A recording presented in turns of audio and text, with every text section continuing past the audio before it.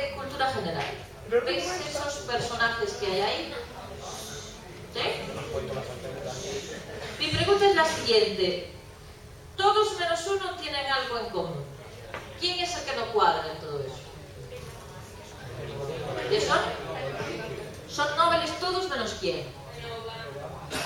Menos Obama. Obama, ¿qué le pasa a Obama?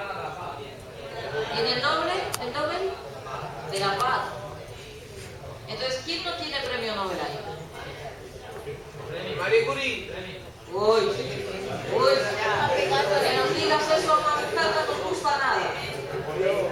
Terence Tao no tiene premio Nobel, ¿no? ¿Y sabéis quién es Terence Tao?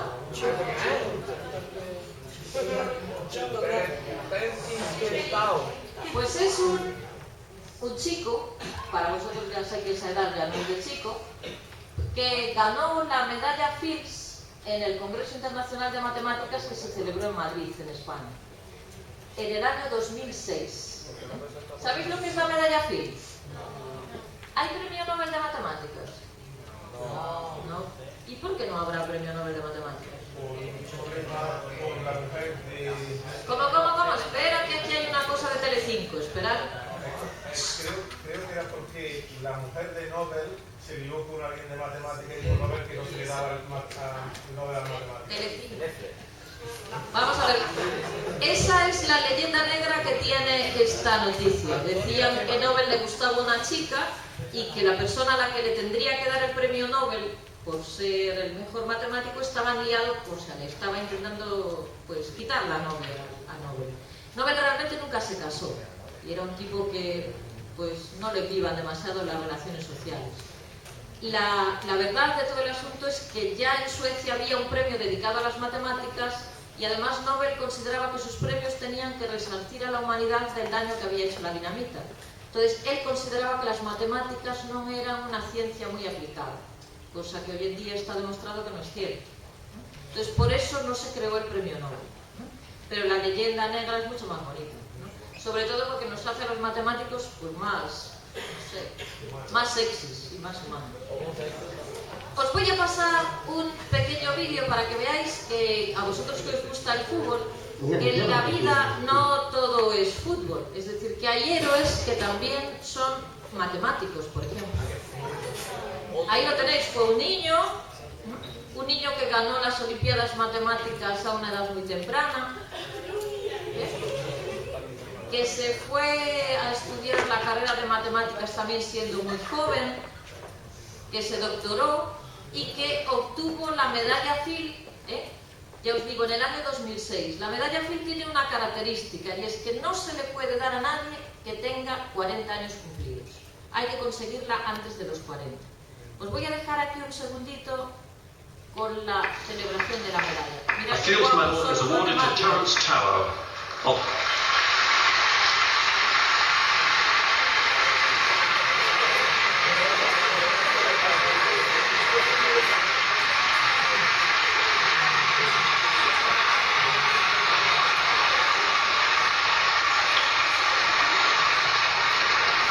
Of the Department of Mathematics of the University of California at Los Angeles for his contributions to partial differential equations, combinatorics, harmonic analysis, and additive number theory.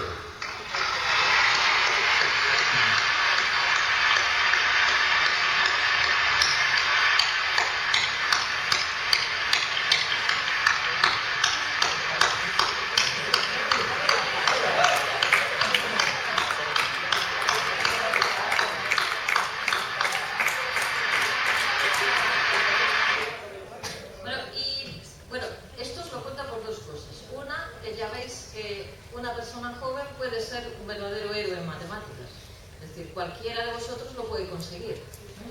Seguramente no va a estar tan bien pagado como Ronaldo, pero realmente va a tener un mérito bastante mayor. ¿Por qué justamente metí a Tao en todo este asunto? Porque Tao se dedica a estudiar, aparte de las ecuaciones diferenciales, los números primos. ¿Os suena eso de los números primos? Sí. ¿Y qué era un número primo?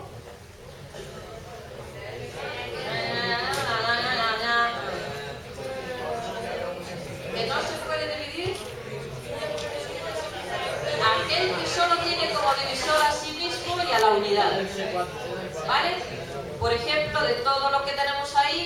tenemos varios números primos, esto es para repasar, o sea, como vamos de mates, o sea... Entonces, estos son los números primos. ¿Qué tendrá que ver los números primos con una asignatura de educación para la ciudadanía? Pues mirad, los números primos son utilizados hasta por la naturaleza. Ahí tenéis un bichito, que es una cigarra, que se llama Magicicada septendecim. Magicicada quiere decir cigarra, o sea, en términos de estos cultos a la hora de la biología. Y este bicho tiene una peculiaridad, y es que pone los huevos en la tierra, los huevos se quedan 17 años en la tierra, alimentándose de lo que tiene el propio terreno, y a los 17 años se eclosionan. Y eclosionan todos a la vez. Es decir, de pronto hay una invasión de cigarras. Hay algunos que eclosionan a 17 años y otros a 13 años. ¿Qué tienen el 13 y el 17 en común? Que son números primos. Fijaros lo que sucede. Ponen los huevos, se esperan 13 años, por ejemplo, una de ellas, y antiguamente, hace muchísimos años, estos bichos tenían un depredador. Entonces, este depredador, cuando coincidía que su ciclo vital era correspondiente al de las cigarras, pues se ponía a morir de comer. Porque imaginaros todas las cigarras saliendo al mismo día, ¿no? Pues aquello era una verdadera maravilla. Y estos depredadores tenían un ciclo vital, pues, un poco más corto. Por ejemplo, el depredador que atacaba, que se suponía que atacaba esta cigarra, tenía un ciclo vital de 5 años. Entonces la cigarra fue adaptando su ciclo vital hasta llegar a 13. ¿Y por qué 13? Porque para que coincidieran los dos, ¿qué tenía que pasar? Que tenía que llegar a salir en un múltiplo de 5. Es decir, que hasta que pasaran 65 años, no coincidía el depredador con la cigarra. ¿Vale? Cuando coincidían se las comía y adiós, muy bueno. Volvía a empezar el ciclo y teníamos que esperar al siguiente múltiplo de 5. Entonces, el hecho de que los ciclos vitales fueran números primos era muy interesante porque sobrevivían mucho mejor estas cigarras. ¿Qué sucedió? Que todo esto es una teoría, porque de hecho hoy en día no se conoce al depredador que atacaba a estos bichos. Se supone que lo había. Y claro, la idea más normal es que se murió de hambre. Porque ya veréis, o sea, imaginaros lo que pasaba teniendo que esperar tantos años para poder coincidir con ellos. Números primos. Pero es que los números primos también los tenemos todos los días en casa.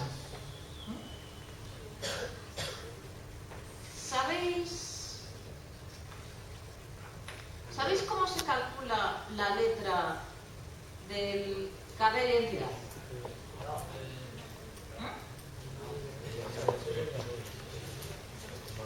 ¿Por qué puede ser? Pues no sé, la N porque soy malo, la B porque soy blanco. Tendrá algún sentido, servirá para algo. A ver, ¿alguien me puede decir su número del carnet de identidad? Verás. ¿Alguien? 5. Ya, no, si no es un problema, es el problema del 5. 5.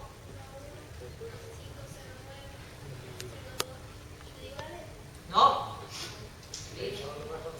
No me digas la letra. Fíjate en ese número que me acaba de salir ahí, en ese 6. ¿Vale? Bueno, pues ¿cómo se calcula la letra del DNI?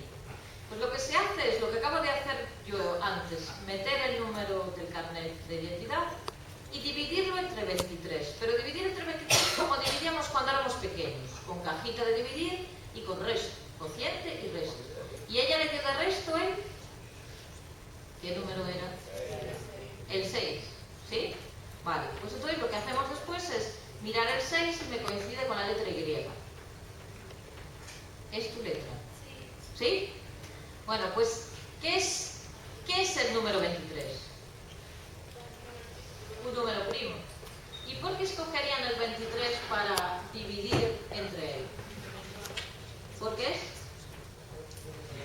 es un número primo y... ¿cuántas letras tiene? ¿Cómo? Es el número primo más cercano al número de letras que tiene el alfabeto. ¿De acuerdo? Entonces lo que hacemos es coger el número, dividirlo y nos da un resto. Y con ese resto vamos a esta tabla. Y en esta tabla vemos la letra. Vamos a ver, esta tabla es una tabla que se inventó un funcionario aburrido un día, que en vez de haber colocado al 0, la A, al 1, la B, etcétera, etcétera, cogió y lió todas las letras y las colocó así. Y con esto codifican lo que es el número del carnet de identidad. ¿Pero para qué hacen esto? ¿De qué les sirve todo este rollo? ¿Para qué quieren tener una letra ahí al lado del número del carnet de identidad? ¿Tenéis una idea? Porque yo no creo que lo hagan para tomarnos el pelo. Bueno, puede ser que sí, últimamente nos toman mucho el pelo. Fijaros, ¿sí?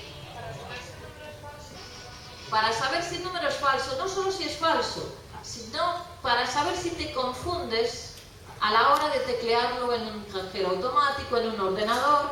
Tú metes todos los números, metes la letra, el ordenador hace el cálculo, y si no coincide la letra con el tuyo, ya sabes que te confundiste. Y este tipo de codificación, se entera si tú coges dos números y los cambias de sitio, ¿de acuerdo? Todo ese tipo de errores los detecta. Esto es lo mismo que sucede también con los códigos de barras. Todos estos códigos de barras que os aparecen en todos los sitios, pues también están codificados. O, por ejemplo, los DVDs que vosotros os oís todos los días, tienen una codificación para guardar la información que está basada siempre en los números primos. Entonces, tenemos que ser conscientes de que las cosas que nos aparecen por ahí no están hechas porque sí. Y de hecho, si sabemos matemáticas, pues sabríamos algo como eso. Más cosas.